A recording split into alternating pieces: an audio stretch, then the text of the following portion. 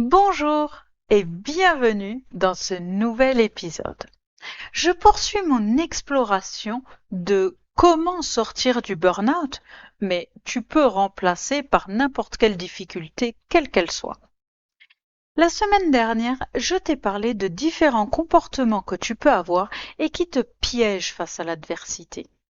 Et du coup, comment tu peux changer ta façon de faire pour en sortir. Pour surmonter n'importe quelle situation difficile ou challengeante, il y a quelques petits trucs à savoir. D'abord, avoir conscience des obstacles que tu rencontreras inévitablement sur ton chemin. Ça, c'était la semaine dernière.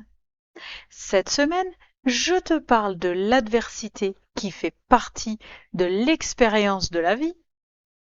La semaine prochaine, je te parlerai d'autre chose pour surmonter le burn-out et qui, à mon avis, va beaucoup te surprendre.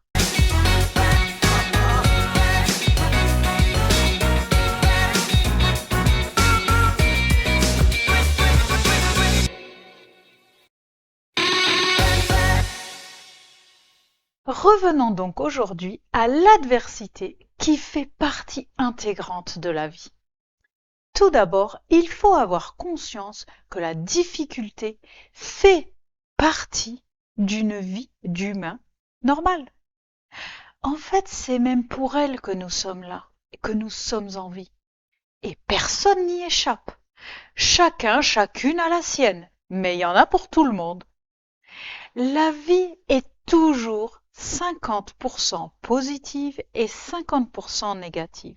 50% facile, 50% difficile. Et on est là justement pour expérimenter ces deux extrêmes, ces deux faces d'une même pièce. Il est normal d'être confronté à la difficulté. Or, nous ne sommes plus habitués à être challengés. Notre société nous fait croire que la vie, ce n'est que plaisir. Et si tu as l'impression de ne pas avoir assez de difficultés, c'est que tes buts ne sont pas assez élevés. Mais si tu es aujourd'hui en burn-out, c'est que tu es là, dedans, dans la difficulté. Pousser ses limites, aller au-delà de sa zone de confort, dépasser les frontières du monde qu'on connaît déjà, c'est apprendre, c'est s'élever, c'est se rapprocher de nos rêves et oser en faire sa réalité. Alors pourquoi est-ce que tu ne le fais pas ? Pourquoi est-ce que tu ne te servirais pas justement de cette période difficile du burn-out pour reconstruire quelque chose qui te fasse vibrer, rêver, qui t'inspire?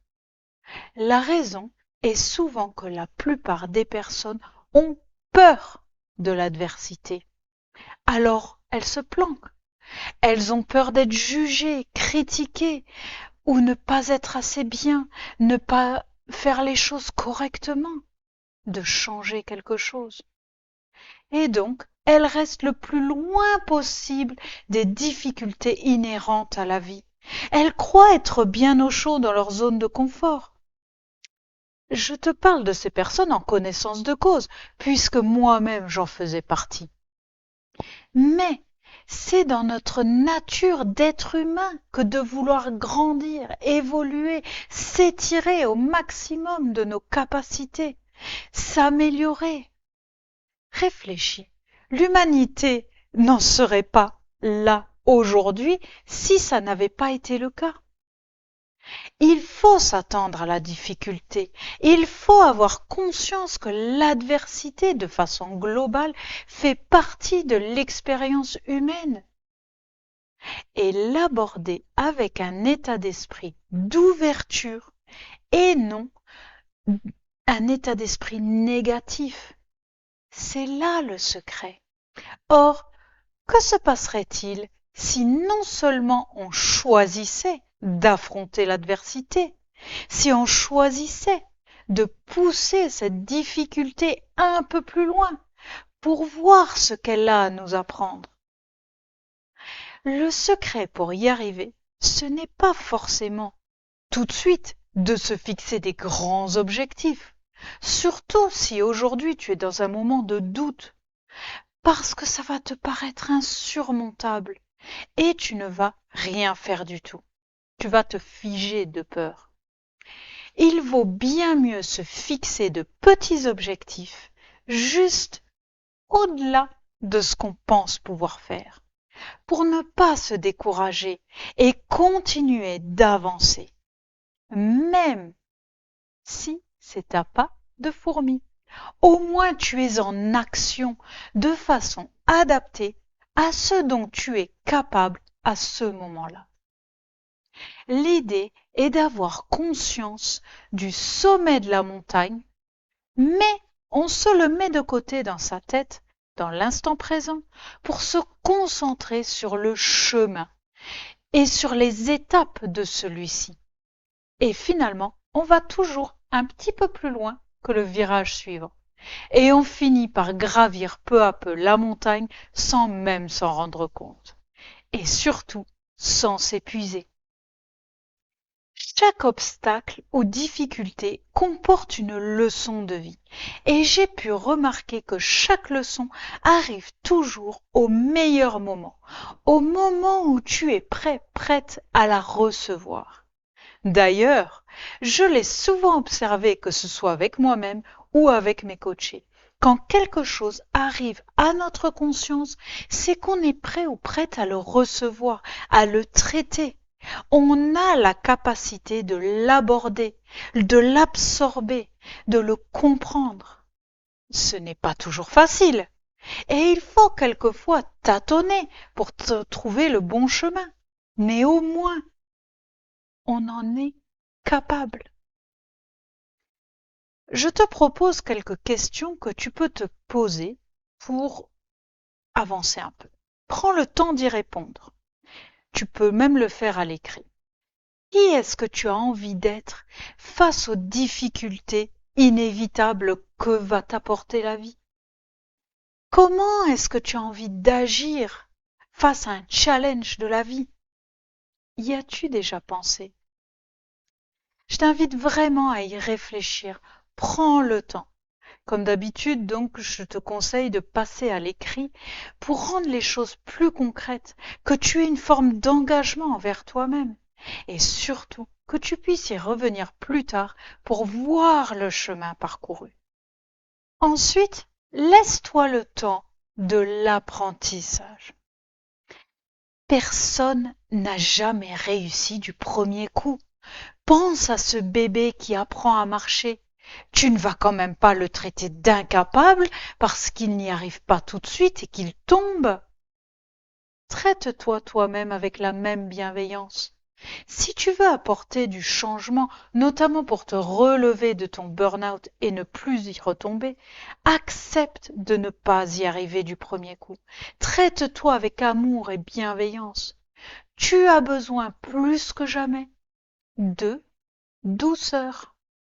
Tu es en train d'apprendre, donc tu échoueras. Alors prends le recul nécessaire pour voir la leçon, voir l'évolution que tu dois opérer pour y arriver. Un petit truc qui marche bien, c'est d'anticiper les difficultés et les échecs de la vie pour éviter la surprise quand ça arrive. Cela permet en premier lieu de diminuer la réaction de peur, cette peur qui vient te paralyser, qui t'empêche d'y voir clair. Anticiper et planifier prépare notre cerveau aux chemins à venir, aux obstacles à venir. S'il les a déjà vus ou imaginés, il aura moins l'impression d'inconnu qui peut le faire angoisser. Il ne distingue pas quand on imagine une situation ou quand on la vit vraiment. En l'imaginant, on a tracé un chemin neuronal qui a quasiment la même valeur pour lui. Après, même si on rencontre des obstacles, on n'est plus dans un état d'esprit de peur, de manque de contrôle ou de perfection. Attention, il ne s'agit pas d'être dans une projection permanente des catastrophes qui pourraient peut-être arriver dans le futur. Je te propose plutôt ici un exercice où tu prends quelques minutes pour te conditionner à rencontrer des difficultés, pour préparer ton cerveau à ces rencontres, sans forcément les imaginer précisément ou en détail. En fait, tu te conditionnes à être dans un état d'esprit positif avec une énergie utile et constructive, avec une ouverture sur le monde et prête à recevoir les messages ou les leçons que l'univers ou la vie t'envoie. Pour continuer notre évolution, quand on quitte le monde des angoisses et des peurs, on reprend notre pouvoir décisionnel qu'on avait confié au chaos pour l'utiliser pour soi, pour ses intérêts à soi. Quand j'ai accepté que je ne pourrais jamais tout contrôler, que je préférais quitter un état d'esprit de peur, je me suis automatiquement tournée vers l'amour, la confiance, avec tous mes sens ouverts pour recevoir, apprendre. L'adversité sera toujours là, que tu le veuilles ou non. La vie sera toujours à l'équilibre entre le positif, le négatif, la souffrance, le bien-être, la maladie, la santé, la naissance et la mort, toujours. Alors à toi de choisir dans quel camp tu as envie d'être. Tu veux subir ou agir? Tu veux te cacher ou tu veux évoluer? Tu veux rester où tu en es, à répéter tout le temps les mêmes schémas qui te nuisent, ou tu veux apprendre et grandir? C'est à toi de choisir, personne ne le fera à ta place. C'est à toi de choisir comment tu veux gérer les difficultés. C'est à toi de décider quel genre de personne tu as envie d'être dans les moments difficiles. Et sois sûr qu'il n'y a pas de bonne ou de mauvaise réponse. Tout est en mouvement et tu as même le droit de changer d'avis en cours de route. Et sans prévenir personne. Si cet épisode t'a plu, n'hésite pas à liker sous la vidéo ou à me laisser un commentaire. Et moi, je te dis à la semaine prochaine pour un nouvel épisode qui va sûrement te surprendre. Au revoir!